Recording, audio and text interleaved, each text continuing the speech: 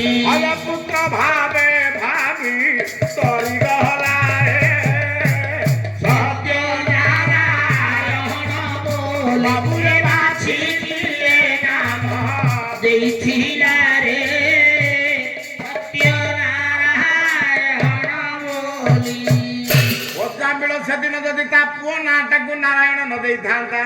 हुए तो कौन से अंतिम पर्याय बेलू मुक्ति पथर यात्री होता कि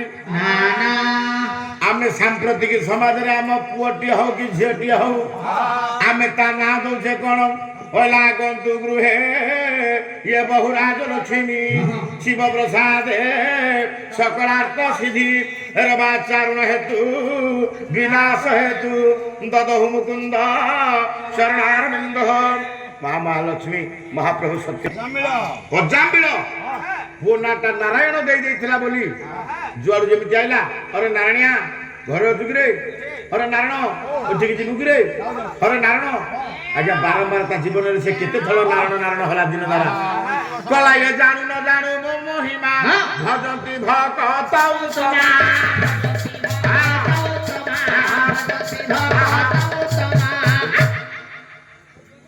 जानो बा न जानो भजन कले प्रभु शुणु तेणुक अजामिल जानी दियो कौन देवता कौन अजामिल भाया पापी से आज्ञा पुत्र नाम को जपी जपी तरीगला आम सांप्रतिक समाज रे आम पुओ नाम से गुडू गुडू बुडू लिटिली ब्यूटी स्वीटी साई हापी बिकी भिक्सी ए गाड़ी घोड़ा ना दिया गोटे लोक देखे आम से बोलर पुओ ना देखिए बोलर है बॉयलर सब देदेवी आज्ञा जदि ये जो बोलर लिटिली ब्यूटी इटिली ये ना 100 वर्ष आम जपिया पंडित मंडली आम कौन उद्धार पाई जदि नारायण माधव केशव अनंत दे दे थवा आम जानू कि न जानू आने अनेक थर डाकिले आमर पुण्य अच्छी केमिति ना जो दिन सत्य नारायण ये जो हिरण्यकशिपु प्रह्लाद आगे देखो दीपद कथारे कहला से नारायण नाम अनंत किए बा पार अंत कहला ये नारायण नाम क्षुधा तृषा सब दूर कला संसार एमती गोटाए ना अच्छी से ना टाक धरले कौटी भोक शोष हरिलानी किंतु एमती गोटाए ना सत्य नारायण से ना टाक जपिदेले भोक शोष हरण हब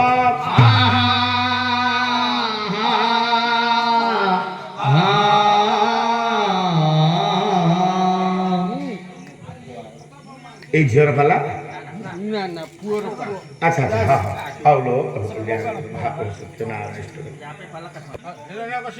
हिरण्यकशिपु प्रह्लाद हिरण्यकशिपु है शिव भक्त प्रह्लाद है विष्णु भक्त जिते बड़े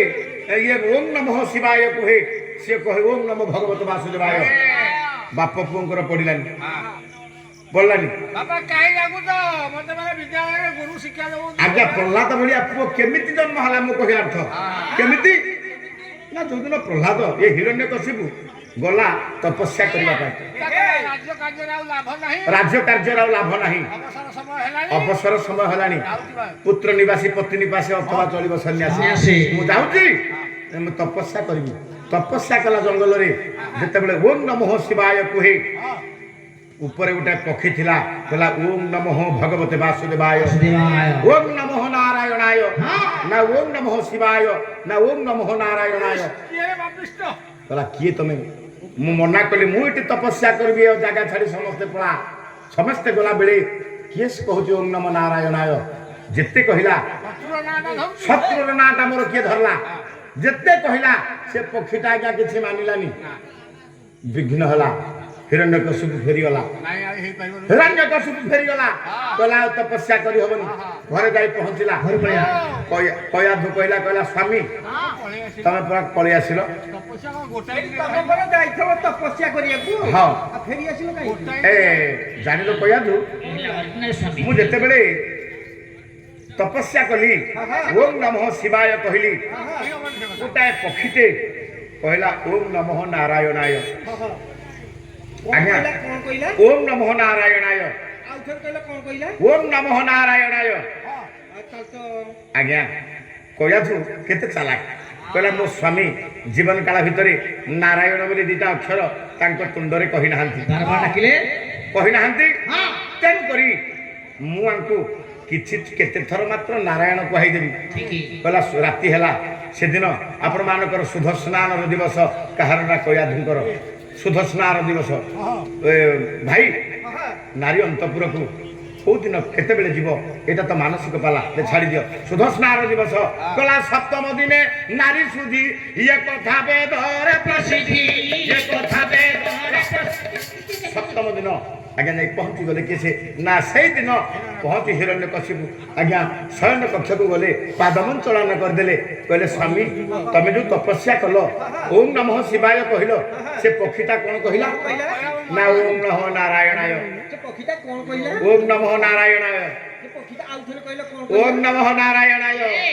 ଆଜ୍ଞା କହୁ କହୁ ପରା 7 ଥର ନାରାୟଣ ନାମ କହିଦେଲା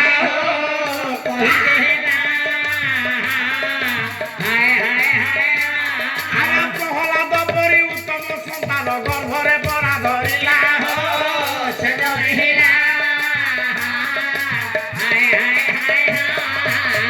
ନାରାୟଣ ନାରେ ପରା କେଉଁ ରସ ଅଛି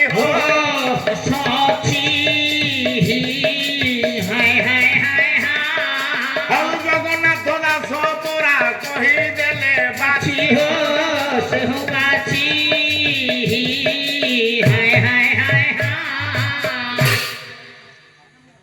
ବାରମ୍ବାର କେତେ ଥର ନାରାୟଣ ନାରାୟଣ ନାଁଟା କହିଦେଲେ ବୋଲି ସେଇ ସମୟରେ ଯୋଉ ପିତା ମାତାର ସଂଯୋଗ କାଳରେ ବିହିଜା ଲେଖିଲା କପାଳେ ଯାହାଙ୍କର ପିତା ଯସ୍ୟ ଶୁଚିବ୍ରତ ମାତା ଯସ୍ୟ ପତିବ୍ରତା ଠିକ ସମୟ ଉପଯୁକ୍ତ ସମୟରେ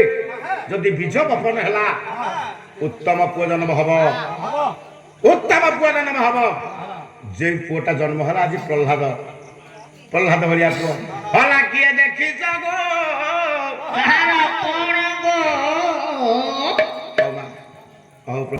ଯାହାଙ୍କର ନାଁଟା ହେଲା ସତ୍ୟ ନାରାୟଣ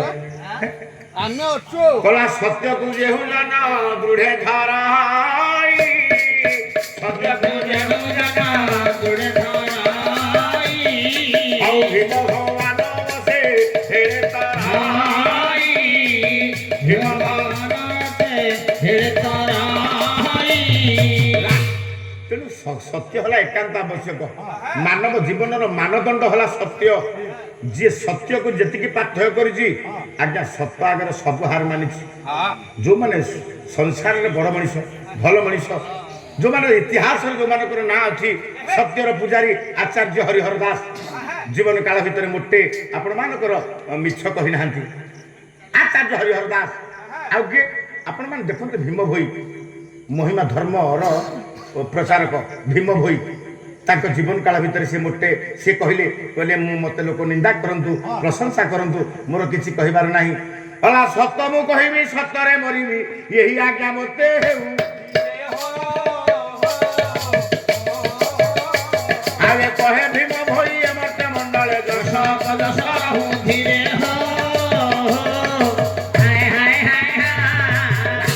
ଯାହାଙ୍କର ଲେଖାଟା ଏବେ ବି ଯାଆନ୍ତୁ ରାଜଭବନ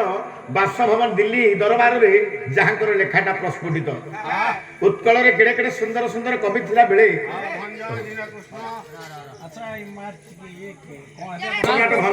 କବିବର ରାଧାନାଥ ରାଓ ଦୀନକୃଷ୍ଣ ଦାସ ପଲ୍ଲୀକବି ନନ୍ଦକିଶୋର ବଳ ଆଜ୍ଞା କେଡ଼େ କେଡ଼େ ମହାନ ମହାନ କବି ଥିଲେ ଜୟଦେବ କେଡ଼େ କେଡ଼େ କବି ଥିଲା ବେଳେ ଉତ୍କଳମଣି ଗୋପବନ୍ଧୁ ଦାସ ଥିଲା ବେଳେ ଏ ଭୀମ ଭୋଇଙ୍କ ଲେଖାଟା କାହିଁ ରହିଗଲା ସେଦିନ ଆଉ ଜଣଙ୍କର ଲେଖା ରହିଥାନ୍ତା